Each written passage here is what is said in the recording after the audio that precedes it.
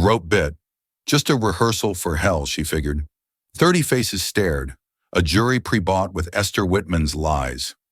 Poison. That's what they called it. Thomas, her husband, gone too soon, and now this. They were set to hang her in her ruined wedding dress. A slow death. Thing is, Clara Ara had nursed him, day and night. She loved him.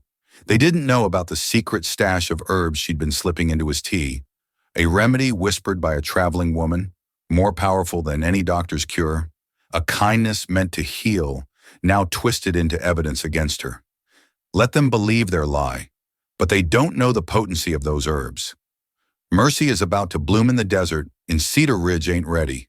The rope bit. Just a rehearsal for hell, she figured. 30 faces stared. A jury pre-bought with Esther Whitman's lies. Poison. That's what they called it. Thomas, her husband, gone too soon, and now this. They were set to hang her in her ruined wedding dress. A slow death. Thing is, Clara Ara had nursed him, day and night. She loved him. They didn't know about the secret stash of herbs she'd been slipping into his tea, a remedy whispered by a traveling woman, more powerful than any doctor's cure. A kindness meant to heal, now twisted into evidence against her. Let them believe their lie, but they don't know the potency of those herbs. Mercy's about to bloom in the desert, and Cedar Ridge ain't ready.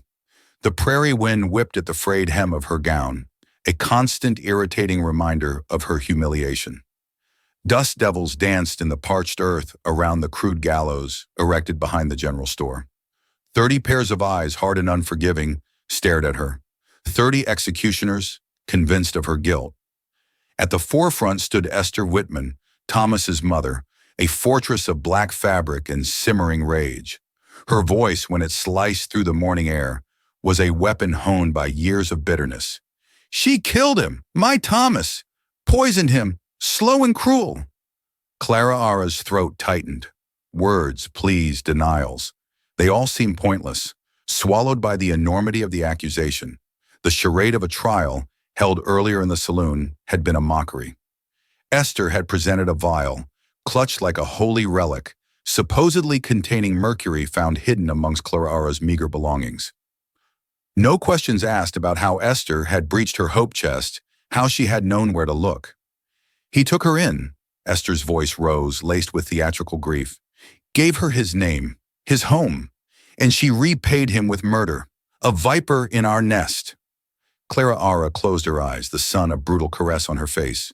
Thomas had been fading. She couldn't deny that. A wasting sickness had gripped him, turning his strong frame gaunt, leaving him shivering even under layers of blankets. She'd coaxed broth between his fever-cracked lips, bathed his brow with cool water, desperate to ease his suffering. Poison? She had poured her heart into his care. Any last words, murderer? Esther spat the word like venom. Clara Ara opened her eyes, focusing on the woman who had made her life a relentless trial since the day Thomas had dared to bring her home.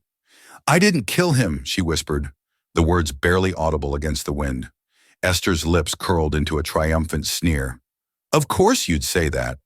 She nodded curtly to her remaining son, Jacob, who stood stoically beside the platform, his hand hovering over the thick hemp rope. Do it, Jacob.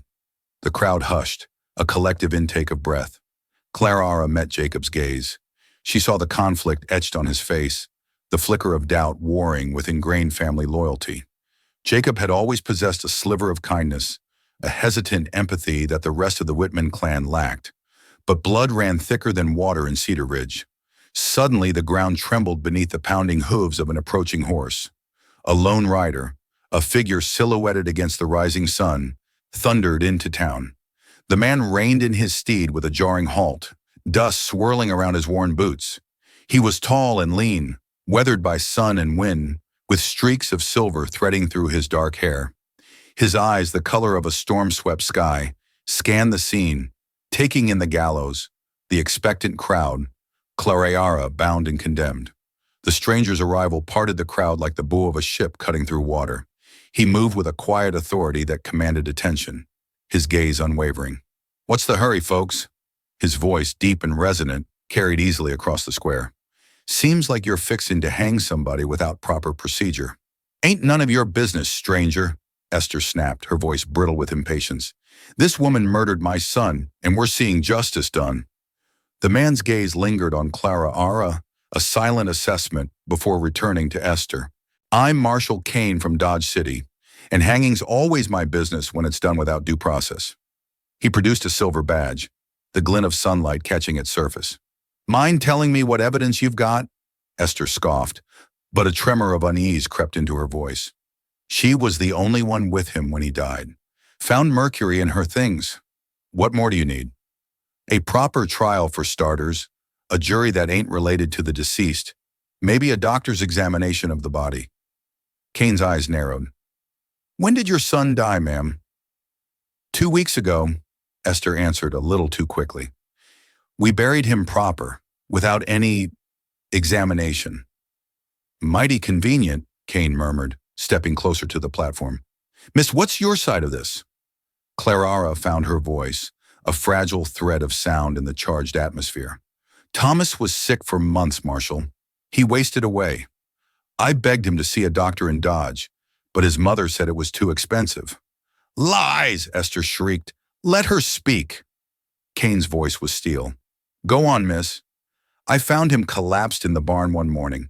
He was burning up with fever, talking nonsense. He died that evening. Clara's voice strengthened, fueled by a desperate surge of defiance. I loved my husband, Marshal. I'd have died before hurting him. The crowd stirred, a ripple of uncertainty passing through them. Jacob's hand visibly loosened its grip on the rope. Mercury poisoning, Kane said thoughtfully, his gaze fixed on Esther. Nasty way to die. Takes weeks, causes terrible suffering. Tell me, ma'am, where exactly did you find this mercury? In her hope chest, you say, hidden beneath her wedding dress? And you just happened to have the key? Esther's face flushed crimson.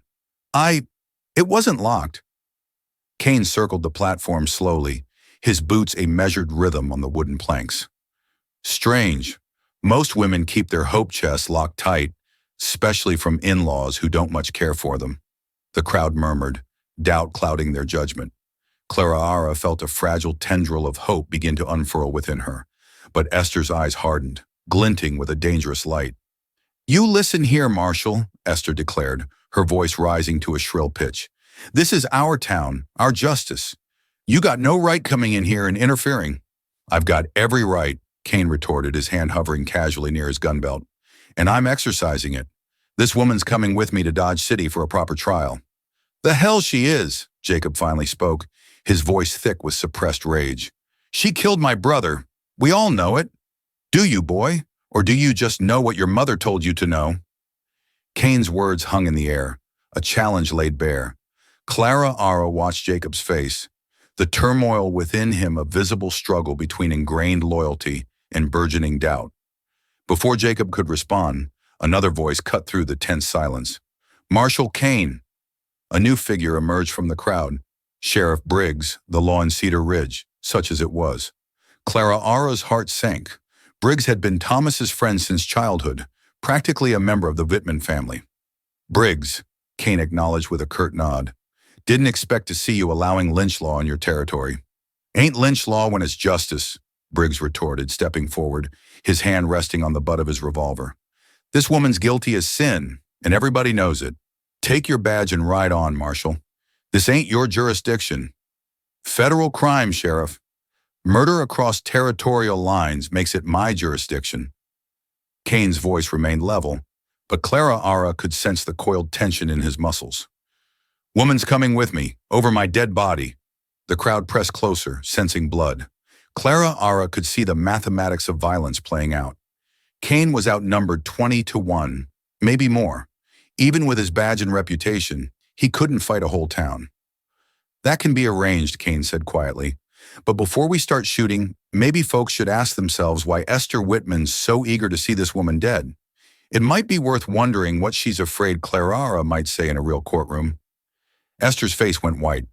How dare you? I dare because I've seen this before. Grieving family, convenient evidence, rushed to judgment. Usually means somebody's got something pressed closer, sensing blood. Clara Ara could see the mathematics of violence playing out.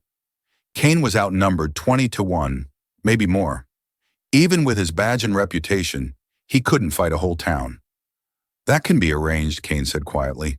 But before we start shooting, maybe folks should ask themselves why Esther Whitman's so eager to see this woman dead.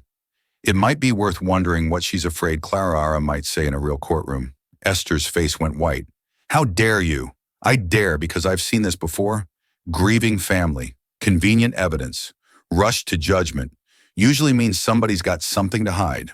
Kane's eyes found Clara Ara's again, something they'd kill to keep quiet. The noose around Clara Ara's neck felt heavier. Suddenly, the platform more precarious. Whatever Kane was implying, it was about to get them both killed. String them both up. Someone shouted from the crowd. Strangers got no business here. Hands reached for weapons. The morning sun beat down mercilessly. Then Kane smiled. Before you boys start shooting, Kane said, reaching slowly into his vest pocket. Might want to take a look at this. He pulled out a folded paper yellowed with age. Letter came to me last month from a doctor in Denver. Seems he treated a young man named Thomas Whitman about 6 months ago. Ring any bells? Esther's face went gray as winter sky. Kane unfolded the paper and read aloud. Patient presence with symptoms consistent with chronic mercury exposure. Advised immediate cessation of mercury-based medicines and treatments. Patient's mother insisted on continuing home remedies despite medical advice. The crowd fell silent. Clara Ara felt the world tilt, understanding flooding through her like cold water. Mercury-based remedies, Kane continued.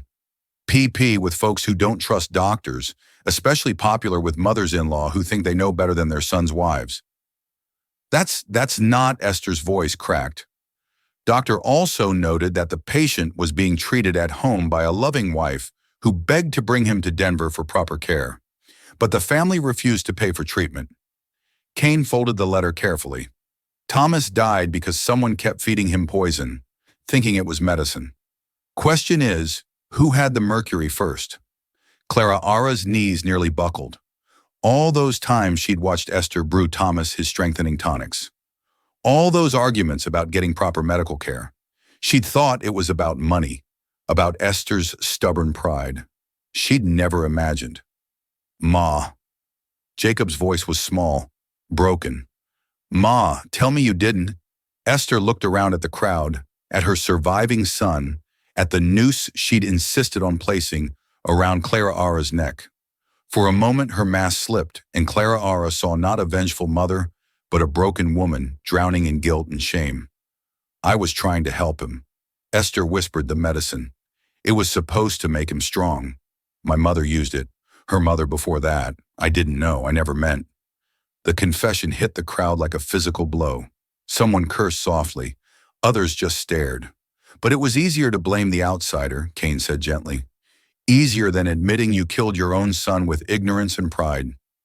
Esther collapsed to her knees in the dust. Years of grief and guilt finally breaking free. I killed my boy. Oh God, I killed my Thomas.